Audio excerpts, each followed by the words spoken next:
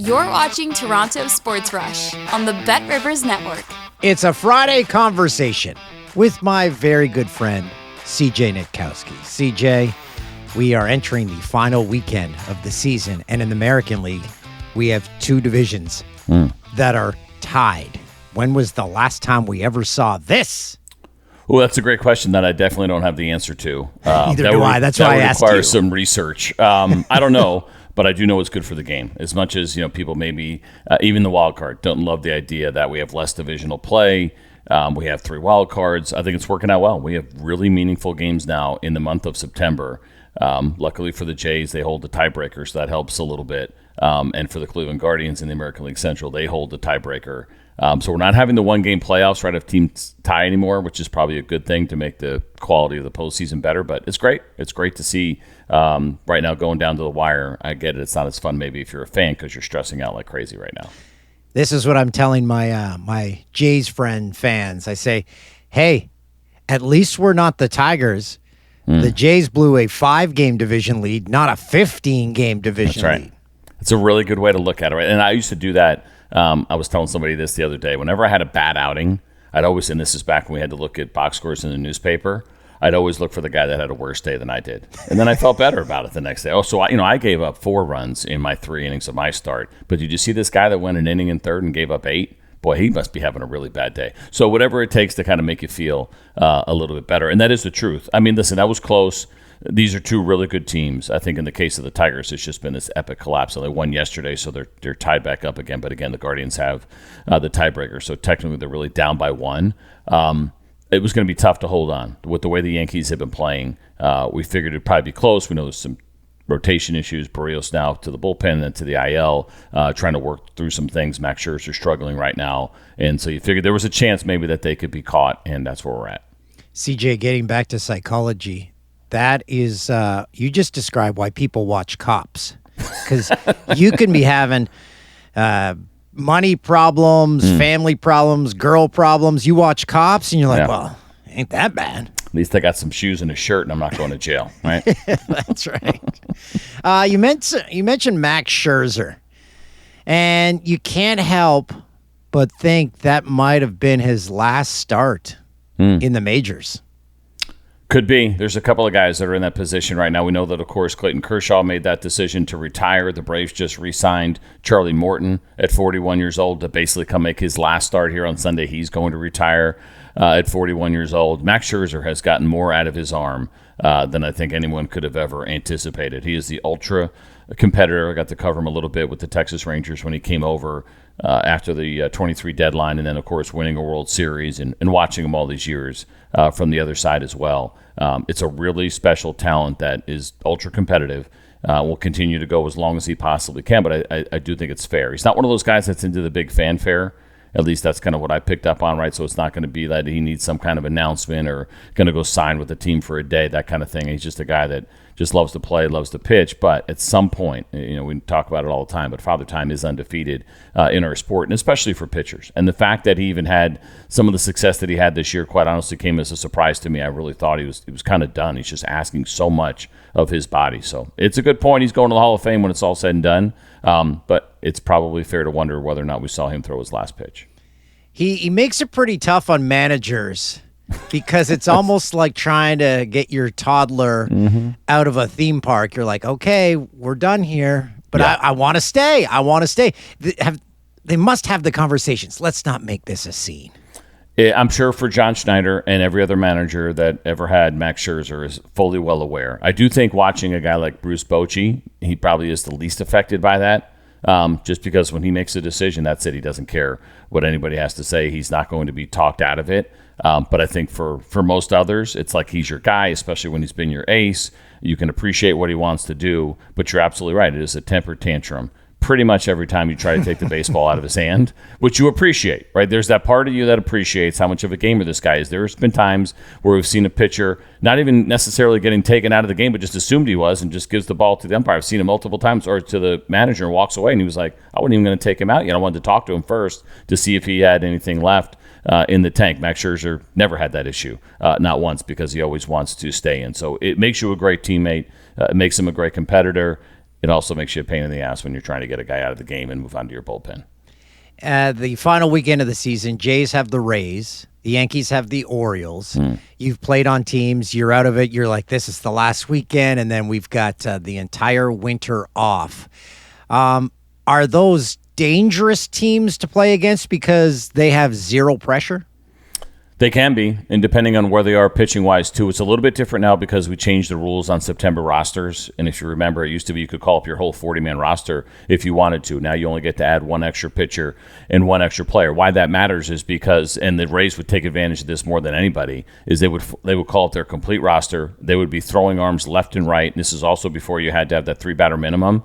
And they would absolutely try to take a team down if they could and give these young guys who had probably almost no big league experience a chance to go after some of the biggest names to see how they would react. And it was always advantage pitcher in that situation. So that doesn't exist as much anymore. But at the same time, you are talking about teams within your division.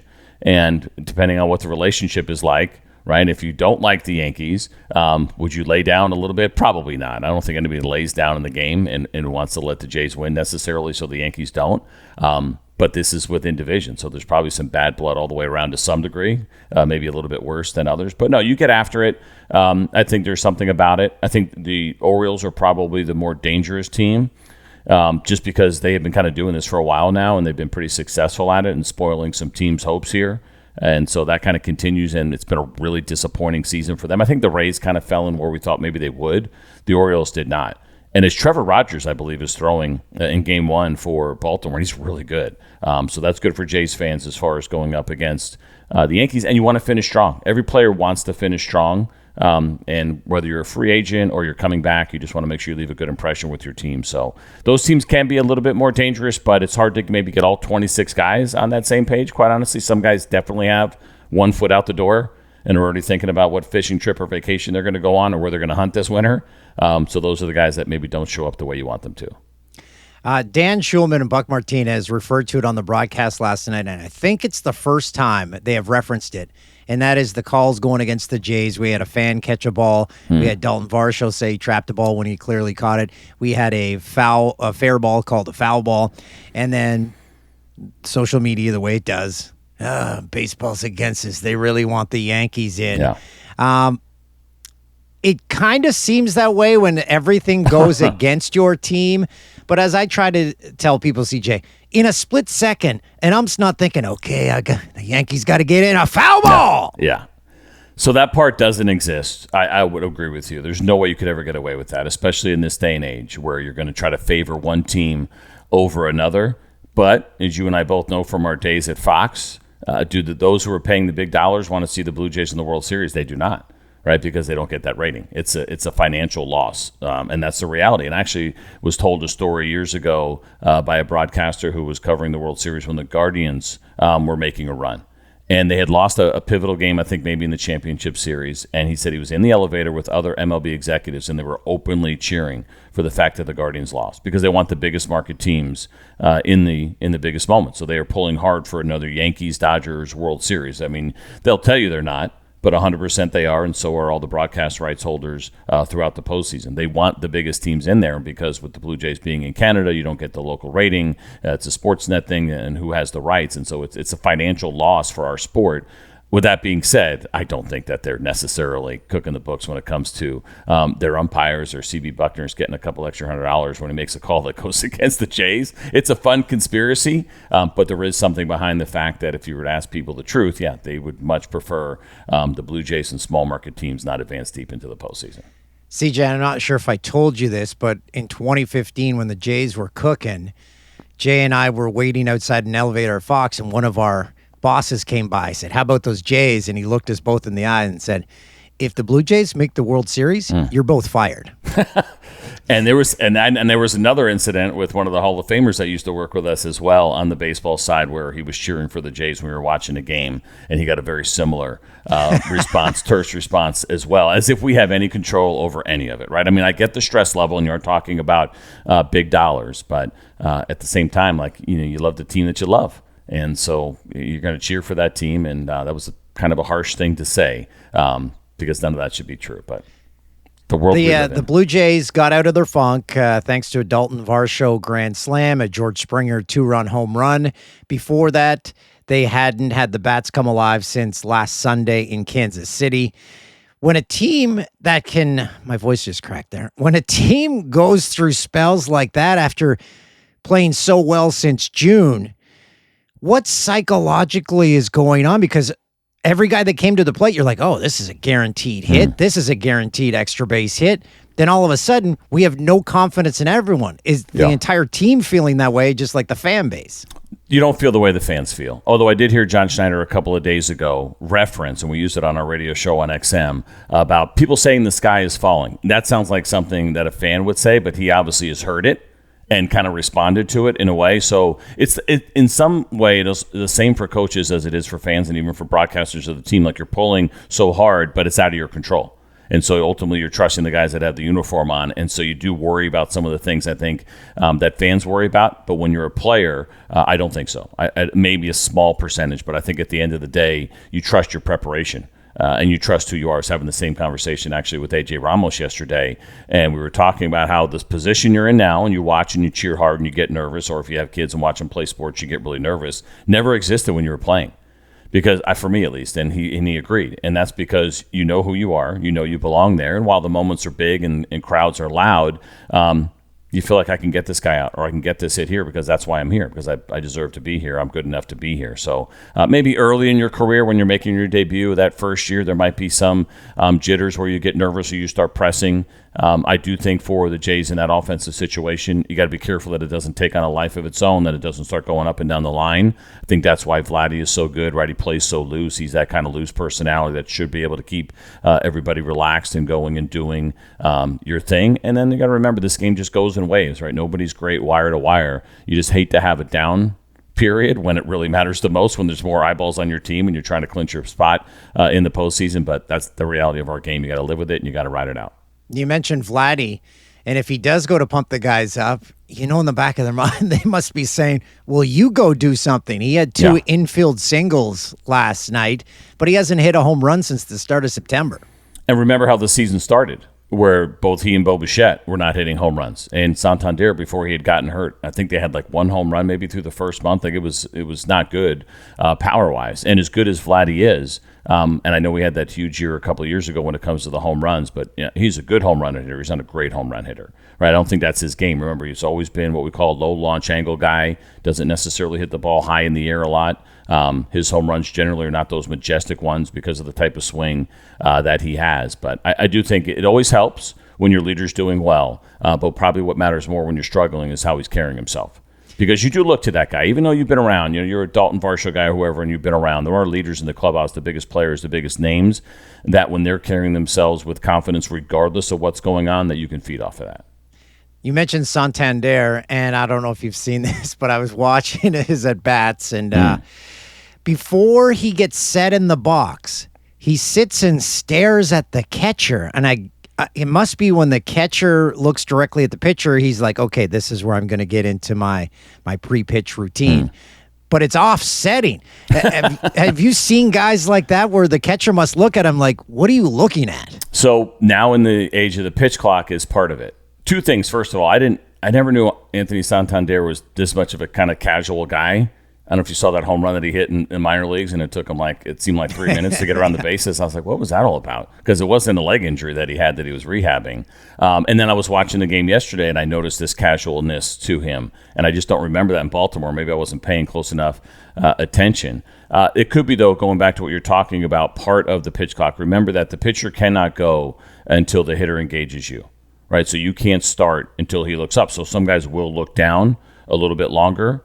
And there's I think it's 8 seconds where they have to be looking up by that point. So if he steps in the box at 12 seconds and he wants to stare down for 4, it could be where he's playing a game with the pitcher to try to disrupt him a little bit. I do think when you're facing a guy like Brian Bayo, and we saw what happened, right? He struck him out early, nearly hit a homer, and then that last at-bat was a disaster before Varsho hit the homer. Like, Bayo was all over the place. So that's a really great time to get a guy who's near the end of his rope, trying to finish an inning, but nothing's going right. There was an error. There was a walk. Now he's having a problem with your at-bat. to just get him a little bit more anxious, because he does have to wait on you to some degree to get going. And it worked out. He got hit by a pitch at the end of that at bat. He probably didn't love that part of it, but there were a lot of bad misses from Brian Bayo in that plate appearance. And so for me, that could have been just part of his game. Like, there's a schedule here that I'm allowed to take advantage of when it comes to the timing, and I'm going to try to disrupt a pitcher and do it. When the Blue Jays got Daulton Varsho a few years ago, a lot of people were like, I don't know about this guy, but baseball purists said, no, you just wait and watch. And boy, were they ever bang on, because this guy defensively, he hits home runs. He doesn't have a great batting average, but he hits balls deep. He is a treat to watch. He is. And remember, of course, with Miles Straw being there, you had a really good defensive center fielder, but the bat was really light. Now you get this plus defender. Guy's a little bulldog, right? He gets after it, strong kid, comes from a big league family. And so you get the plus defense, and then you get the power, as you mentioned. And so those are two things. If you're bringing the plus defense, you just want one other thing if you can offensively, whether it's hitting for average, getting on base, stealing bases, you can slug, or you can hit homers, right? You do all those things, and you're a superstar. But if you have the plus defense, for me, you're looking for just one other thing to be able to contribute offensively. And he does have that pop. And, of course, when they brought him over, they were so light from the left side. They were just looking for some kind of help from left-handed hitters, which they've really pushed now these last couple of years. But I don't know if you were anticipating what we saw last night, which was left on left, 0-2 count. Like an 0-2 count grand slam in that kind of game when it's 0-0 is about as big of a cardinal sin as you could possibly have. You've got to expand the zone. I feel like I've seen the trend more and more, or catchers are setting up over the plate 0-2, and there's more hits. The data doesn't back it up. I keep looking because I want it to be true, but it's not. But it does seem like some bigger moments are happening in 0-2 counts. But he's a spark plug, but he's got that pop that you talked about. I'm glad you mentioned Miles Straw, who has slowly become one of my favorite Jays, and for this reason, CJ. Garth Orge was my favorite Jay growing up, because I'm like, hey, he's just like me. He could probably go bale hay with us this afternoon. He could probably fix a car. He could deliver packages. Miles Straw has that look to him, like he's probably going to leave the ballpark and go work on his car. Maybe. He's got that multi-year deal that the Guardians gave him. It was somewhat team-friendly, so he definitely can afford to have somebody else work on his car if he wants. But he's got that everyman mentality. He does. He just runs faster than every man. That's the area where I think you'd get exposed, is in the 60. The 40-man roster you mentioned before, that was also a thing I loved as a kid, because as a Blue Jays fan, you'd finally get to see Rob Ducey. You'd see Leapin' Lou Thornton get called up. The new generation won't get these guys. You can latch onto a player. Alexis Infante would get called up, and you're like, we're never going to see this guy again, but oh man, I hope he gets into the game. Yeah, it was a fun part of it. I think for me, I was looking back after they changed those rules that I probably picked up at least a half a year service time, because they were still expanded. Like, I wasn't pitching great, because you see it now. You see transactions like crazy in September. Guys getting sent down, put on the IL, which you never had to do that before, because you had all the roster room in the world. But think about this series right now for the Jays. If you had the Tampa Bay Rays and they had 40 guys, it'd almost feel unfair, because what they would do is they would have a completely different lineup for left-handed pitcher, right-handed pitcher in September. They'd have all these relievers down there that you've never seen. And you're playing the season one way for 5 months, and all of a sudden you change the rules with a month to go in what you can argue maybe are the most important games the rest of the way, and you don't know the guys. You have no information on them, because they're exactly the type of players that you were talking about that hadn't been around, that nobody knew, especially pre-data age. It was a lot tougher. So it is better, but I'm with you. Again, I benefited from it. It's nice having more guys around. Selfishly, for sure. Miss it. At least 3 months, maybe more, of service time that I was able to steal, because we got to September 1st. It doesn't matter. So we'll take it when we can get it. But I missed that part. You're absolutely right. And there are a couple of prospects here with the Braves that you'd love to be able to see, but it's just a lot tighter and a lot tougher to pull that off. CJ, you're in John Schneider's body. It's the last weekend of the season. Yeah. You win and you're in. What is he saying to the team? Does anything need to be said? And is baseball even remotely like hockey, where we have a big pump-up talk?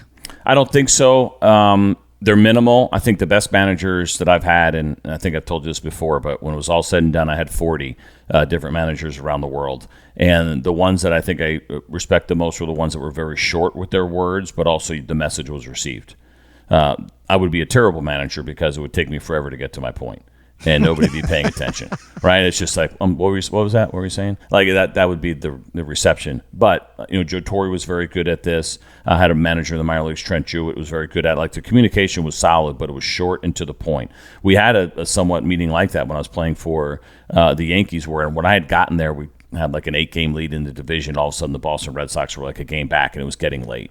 And I could still see his face and kind of walking around the clubhouse, and you command some respect when you're a guy like Joe Torre. And I think John Schneider has that same respect now in his clubhouse because of what they've done here. And it's very short and to the point, reminding guys of who they are, what the situation is. It's not a lot of screaming and yelling. I think you leave that for the group themselves. Even though those coaches are technically wearing uniforms, they're not in uniform as players, so it can be a little bit tougher. I think that has to happen from the leadership within, and you need those best guys to understand when those moments are called for. And not always your best player, right? There are some guys that have been around that understand it, and so that is a little bit more on the players, I think, than it is on the staff, unless John Schneider sees something. That if you see something where guys all of a sudden the confidence is down or something is missing, then you address it and you figure out what is the best tone to address it. When you have in this situation 28 different guys in the clubhouse, they don't all react the same, right? But if you feel like there needs to be some yelling, you go ahead and do it. But you're right, it doesn't happen in our sport the way that it does with the others. You're playing a football game, you get one shot a week. Like you can't leave any stone unturned, and so if that means screaming and yelling, and that works for that sport, you got to do it. But it doesn't work as well in baseball.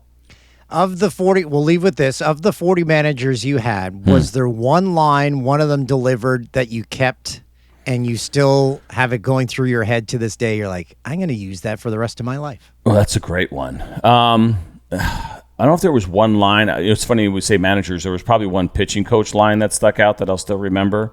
A lot of great managers over the years, but when I was pitching in Asia, in Japan, of course, everything's through a translator. I come out of the bullpen, the translator's there, the pitching coach is there. Tight situation late, and through the translator, the pitching coach says to me, I really need you to pitch perfect this outing. And I said, if I could pitch perfect whenever I wanted to, I wouldn't be in Japan right now. Is this happening on the mound? Yeah. And I was like, get out of here. Like, that's a dumb thing to say to a player when he comes in the game. Like, hey, if you could be perfect right now, that'd be great. It's like, now I will tell you this, knowing the translator, he probably didn't say it back to the pitching coach because they were so scared of the foreigners that we were going to get them in trouble. Like, they took on the stress, like the in-between. They were so stressed out because they respected the coaches so much. They were so scared to say the wrong thing. They're expecting the foreigner to say the wrong thing. And so they would probably soften the blow. Or they probably said, he said, no problem, coach. Yeah, he said, he's got this. Thanks for the speech. Did you get out of the inning? I don't remember. I can't remember. I think it went fine. I might have let up a little base hit. Who the heck knows? But that's one, at least for as far as a pitching mound in competition, that I'll never forget. CJ, you're the best. Hope to see you next season. Yes. Braves coming to town on it. So I'm trying to think because were we there this year? You were. We I were, went to batting practice. Yeah, that's right. That was the greatest thing ever. And the crazy thing about that is that I left you tickets that didn't show up, and the person who's in charge of that is Canadian. It was awesome. Yeah, it worked out. Just quickly, I'll tell the story. CJ left us batting practice tickets. My friend Stanley Cup winner Brian Bickle and I, batting practice and seats to the game. We showed up. They said, there are no tickets here. We'll give you passes for BP. Yeah. So we got down there, walking down, the guy's like, you've got tickets, right? We're like, yeah, we got them. Batting practice ends, and we're like, well, we're in the stadium for free. We can't leave here. So we watched a game and batting practice with no passes, no tickets. That was wild. And he apologized profusely about it. And I was like, that's all crazy. Worked out. And he knew who you were and knew who Brian was. And so he felt a little extra bad. So, that means that we're not coming next year. I really missed that trip. I love that trip. And I hate that now. It's one of the downsides of doing games for the Braves now, which I'm home, which is great. But it means we only go to Toronto every other year. Okay, so we'll make the trip. Producer Tim and I will come to Atlanta. Let's do it. Yeah. Come in like April, May, or September if you don't like the heat. I love heat. All right. See you in August. See you, buddy. See you, brother. Thanks for watching Toronto Sports Rush on the Bet Rivers Network.